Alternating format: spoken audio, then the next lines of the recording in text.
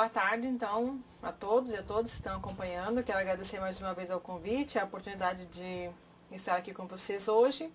E a ideia é, então, nós aproveitarmos esse mês de outubro, né, que vem bastante com a temática do Outubro Rosa, para a gente falar um pouco sobre a saúde das mulheres. Esse título aqui, Desafios para a Integralidade com a Equidade, a gente usou esse título na intenção de discutir com vocês outras coisas além do câncer de mama, né? O Outubro Rosa vem bastante com essa temática, né, do câncer de mama, que eu vou trazer aqui alguns dados também, mas a ideia então foi trazer outros aspectos também da saúde das mulheres. Eu fiz uma verdadeira salada de frutas aqui nos slides que eu vou trazer para vocês.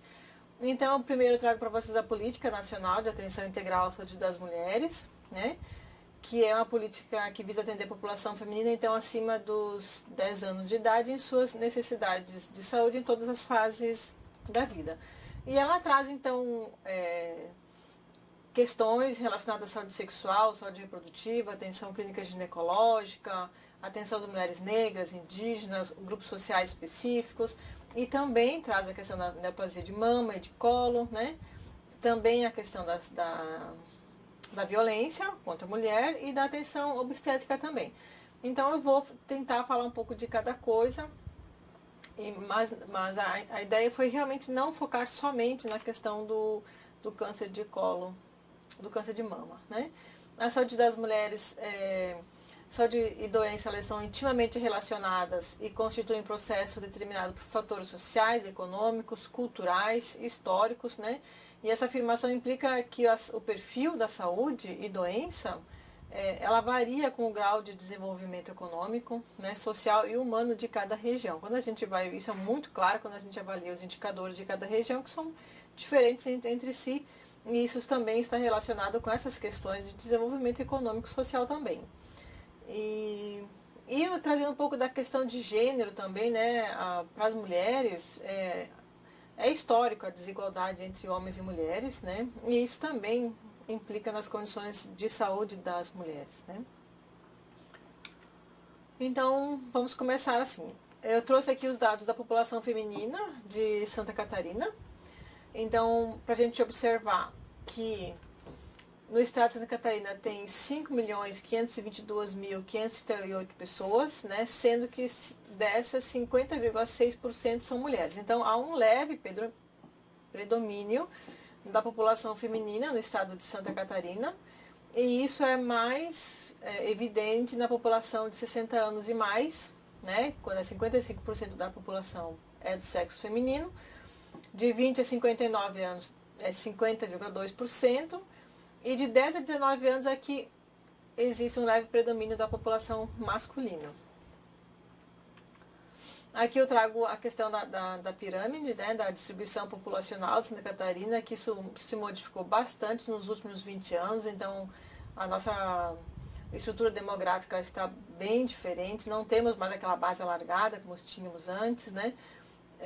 Está diminuindo o número de crianças, né? E aumentando, vejam, cada vez mais a população idosa, né? E na população idosa, então, mostrando ali o predomínio da população de mulheres. E isso por quê? Por causa da taxa de fecundidade, né? Que é o número médio de filhos por mulher, né? Eu trouxe aqui uma série histórica de 2000 até 2012, e a gente consegue observar a taxa de fecundidade diminuindo bastante nos últimos 10 anos. Mais do que comparado com o Brasil. Em 2012 o Brasil foi 1,8, né, o número médio de filhos por mulher, e e aqui em Santa Catarina já era 1,63, né? Então hoje a população de Santa Catarina ela cresce por causa da migração, porque se não fosse a migração nós estaríamos diminuindo a população. E aqui a esperança de vida ao nascer, então comparando homens e mulheres, né, de 2006 a 2012, em todos os anos a gente percebe um predomínio de esperança de vida ao nascer feminino, né? Uma média, assim, a mulher vivendo de 5 a 6 anos a mais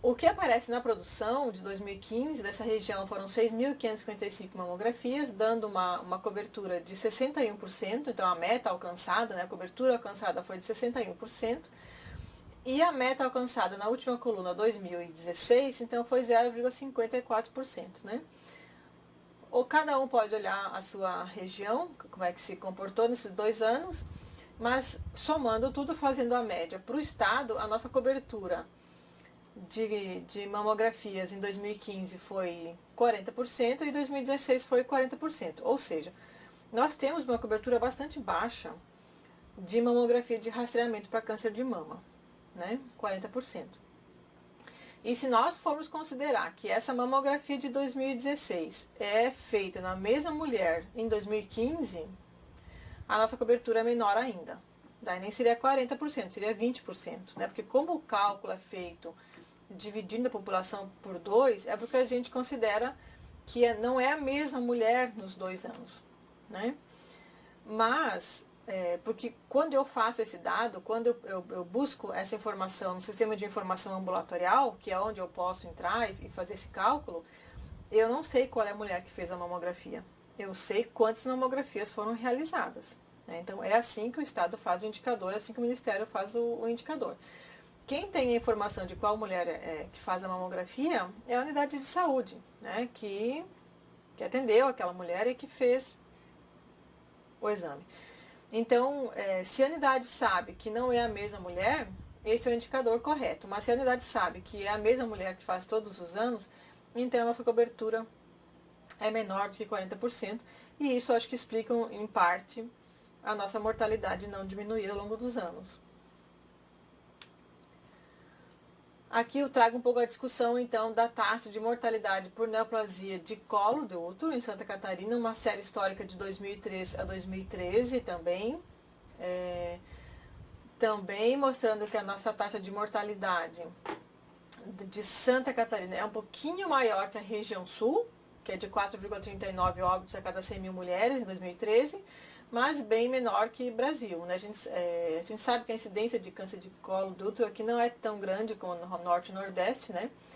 É o contrário do câncer de mama, né? Então nós temos uma incidência maior de câncer de mama aqui, do que o resto do país, e uma menor incidência de câncer de colo do útero, né? Mas a nossa mortalidade, ela oscila entre 4, 4,5, mas também não diminui. Então, ao longo dos anos, apesar de nós termos um programa de rastreamento, a mortalidade também não se modifica muito. E no caso do câncer de colo, diferente do câncer de mama, está bem estabelecido, assim, que esse rastreamento para esse tipo de câncer realmente diminui mortalidade. Vocês devem estar acompanhando algumas notícias do rastreamento para o câncer de colo do útero, né? Que está tendo algumas informações nas mídias, a gente está observando aquele questionamento assim, da validade ou não validade do rastreamento do câncer de mama, alguns estudos mostrando que não diminui mortalidade.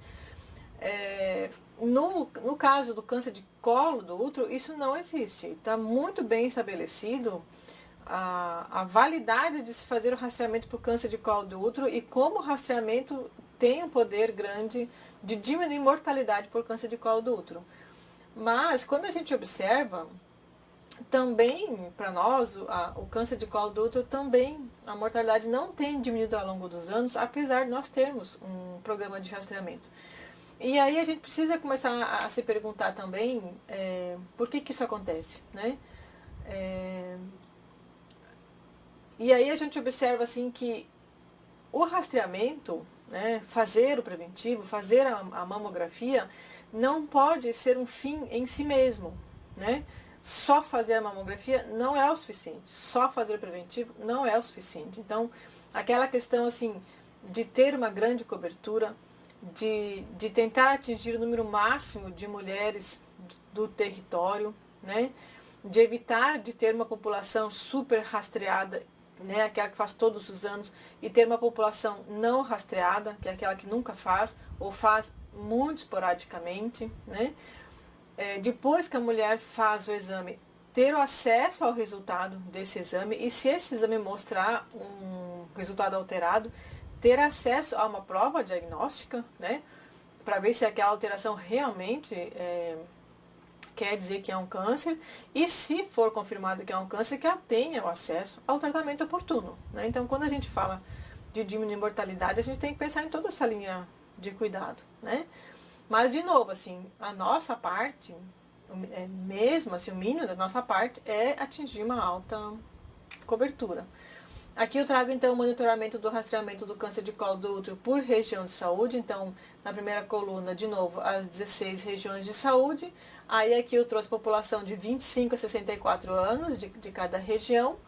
E a produção a alcançar. O número de preventivos que deveriam ser realizados é a população dividido por 3. Por quê?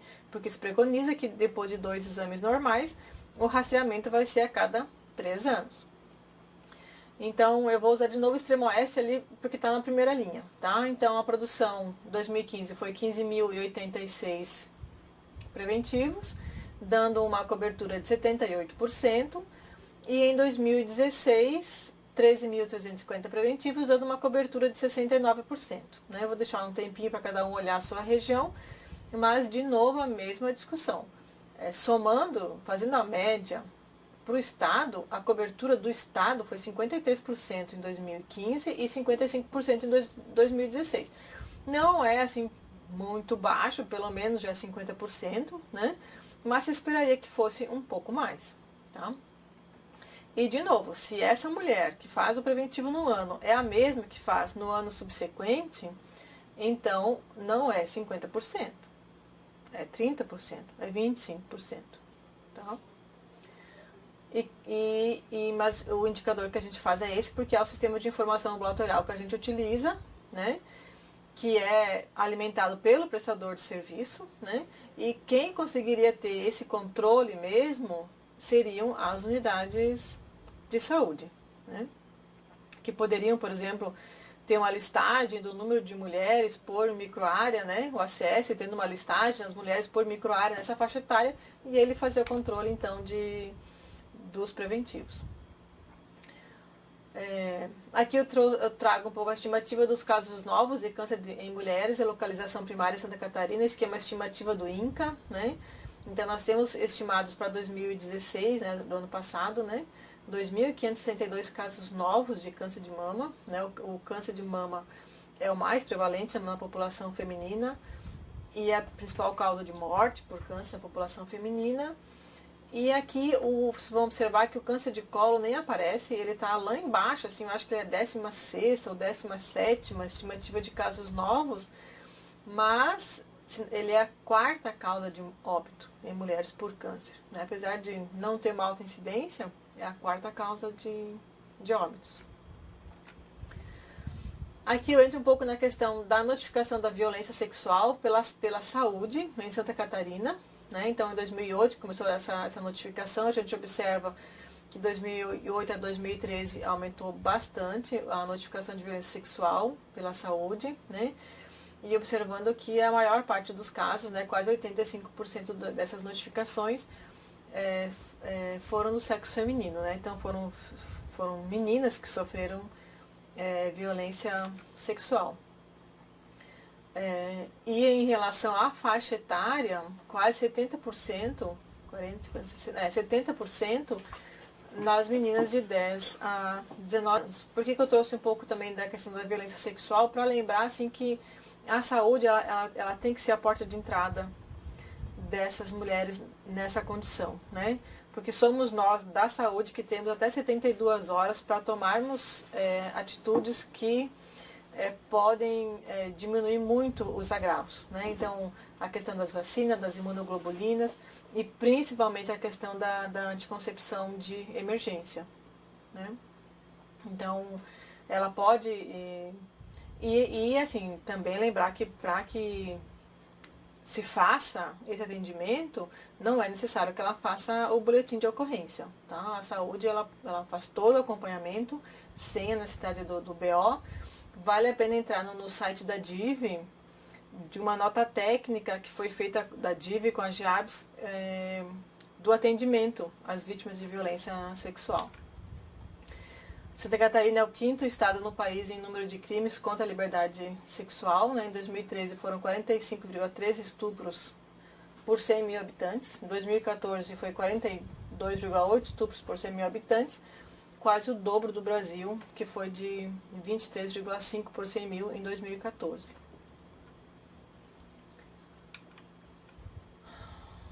Aqui eu estou trazendo o percentual de nascidos vivos de mãe menor de 20 anos por local de residência, região são de 2012 a 2016. Então, trazendo a questão da gravidez na adolescência, né, da importância, existem regiões ainda que quase 20% dos nascidos vivos são de mães menores de 20 anos, né, então a importância de trabalhar mesmo, né, antes estava falando do PSE, né, do Programa da Saúde na Escola, a importância de se discutir com os adolescentes a questão do sexo seguro, da anticoncepção, né?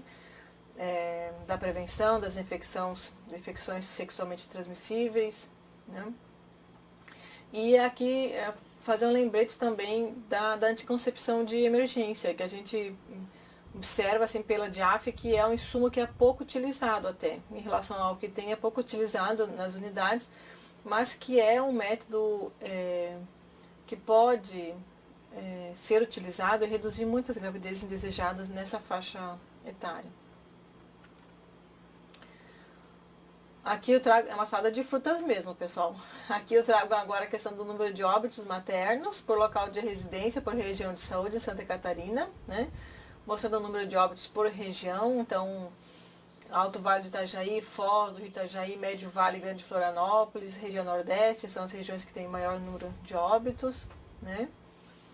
Em 2016 foram 24 óbitos maternos no estado de Santa Catarina, e aqui por causa, né? Então, causa obstétrica direta é quando tem aquela causa provocada pela gravidez, né? Então, por exemplo, e a causa indireta é quando a mulher já tinha uma condição que foi agravada pela gestação, né? Mas uma causa direta é quando a causa do óbito foi provocada pela gravidez. E entre as causas obstétricas diretas, a principal é a hipertensão, induzida pela gestação, a infecção puerperal, o aborto e a hemorragia, né? A hemorragia em terceiro lugar. E quando a gente avalia, né, os óbitos maternos, a gente observa que 90% das mortes maternas são evitáveis. E aí a gente entra na questão mesmo do cuidado do pré-natal e do cuidado da atenção ao parto, né, e puerpério. Aqui já estou entrando na questão dos casos de AIDS, né, em Santa Catarina e Brasil. Então, em relação ao Brasil, a taxa de detecção de AIDS 19,1 e de mortalidade é 6. E em Santa Catarina mostrando uma taxa de detecção maior que o resto do país, né, comparado com o Brasil, né, e uma taxa de mortalidade maior também do que comparado com o Brasil. Aqui eu estou trazendo gestantes com HIV, segundo as 16 regiões de saúde, né? Mostrando então assim, Grande Florianópolis, né? Foz do Rio Itajaí, região Nordeste, né? As regiões que têm maior frequência de casos de gestante com HIV. Em 2016, 567 casos de gestante com HIV. E em 2017, são dados preliminares, até julho, já foram 272 casos notificados de gestantes com HIV. Mas quando a gente vê esse gráfico, isso já mostra assim, a qualidade que a gente consegue ter aqui no estado do cuidado da gestante com HIV, porque apesar de nós termos uma taxa de detecção que aumenta um pouco, né, ao longo dos anos, ela mais ou menos se mantém estável, mas ali em 6, né, a taxa de incidência de AIDS em crianças é muito pequena, né, e isso se mantém baixo. Então, isso demonstra realmente o cuidado que a gente está conseguindo ter durante o pré-natal, durante o parto e após o nascimento com essas crianças, porque a taxa de incidência é realmente bem menor. Vocês vão ver que quando a gente falar de sífilis, isso é um pouco diferente, né?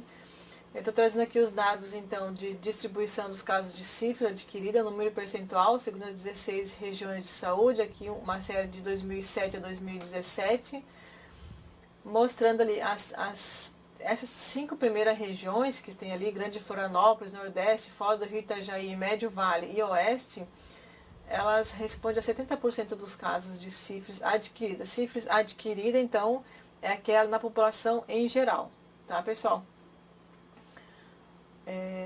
E mostrando assim, e se vocês olharem assim, ano a ano, como está aumentando o número de casos de sífilis adquirido. E isso acontece em todas as regiões, tirando a última ali, que é a extremo oeste, que mostra um pouco de mais estável, assim, mas nas outras regiões, observem um grande aumento ao longo dos anos.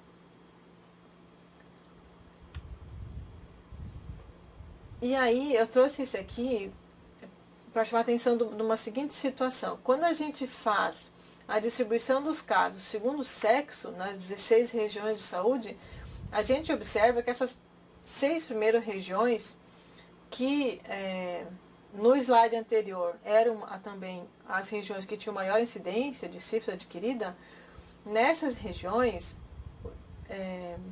tem mais casos de sífilis em mulheres do que em homens. Tá? Então essas que estão em vermelho mostram o maior número de casos em mulheres do que em homens. Mas quando a gente vai na literatura, a distribuição de sífilis adquirida, ela é maior no sexo masculino. Não é no sexo feminino, né? É mais comum no sexo masculino. Então, o que isso nos faz pensar? Subnotificação mesmo, né?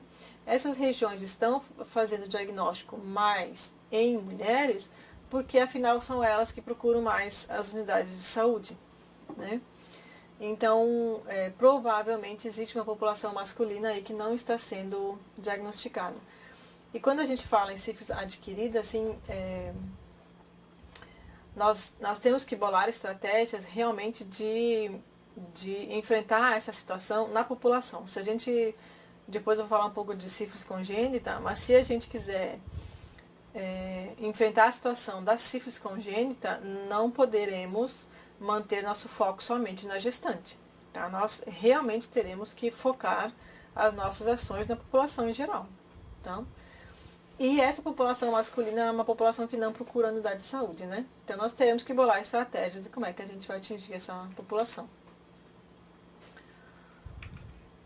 Aqui a taxa, então aqui só é o que eu, no gráfico, mas a tabela anterior, mas em forma de gráfico, tá? Para mostrar o grande aumento da taxa de detecção de sífilis adquirida na população, tá? Só de 2015 para 2016, uma taxa de 40% de aumento, né? Nós saímos de 2007 com 5,8 casos por 100 mil habitantes para 121,9 casos por 100 mil habitantes em 2016. Tá? E comparando com o Brasil, Brasil 2015, nós já estávamos em 87 casos por 100 mil e Brasil estava com 42,7 casos. Então, a região sul e Santa Catarina são regiões que está aumentando muito a incidência de sífilis e, comparativo com os outros estados, aqui está aumentando muito rapidamente.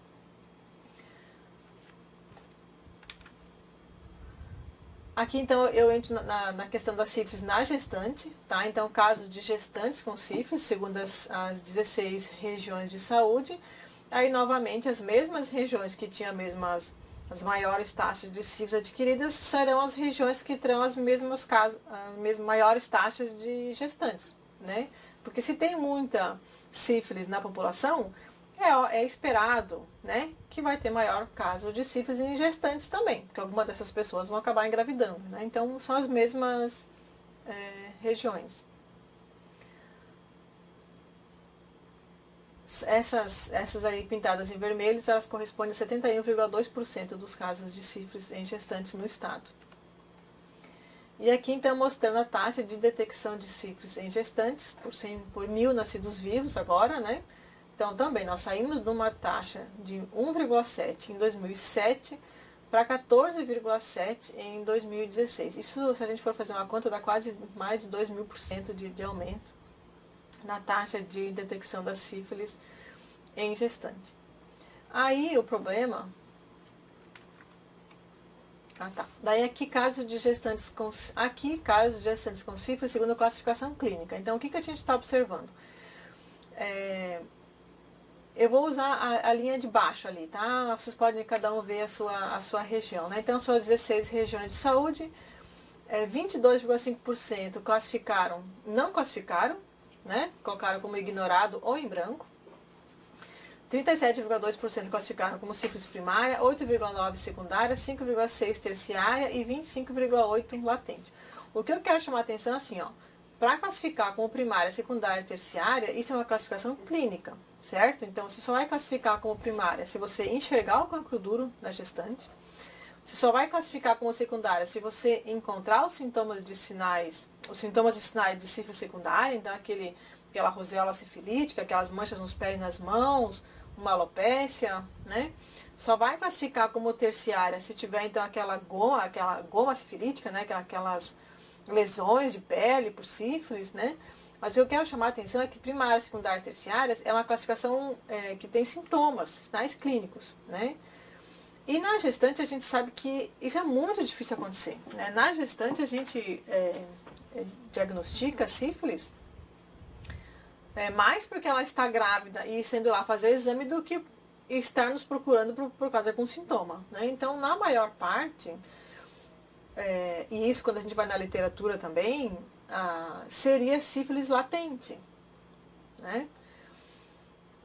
Então, chama assim, e preocupa quando não é classificado desse jeito, né? E quando 22,5% não é classificado, né? Não é classificado ou é deixado em branco ou é colocado como ignorado.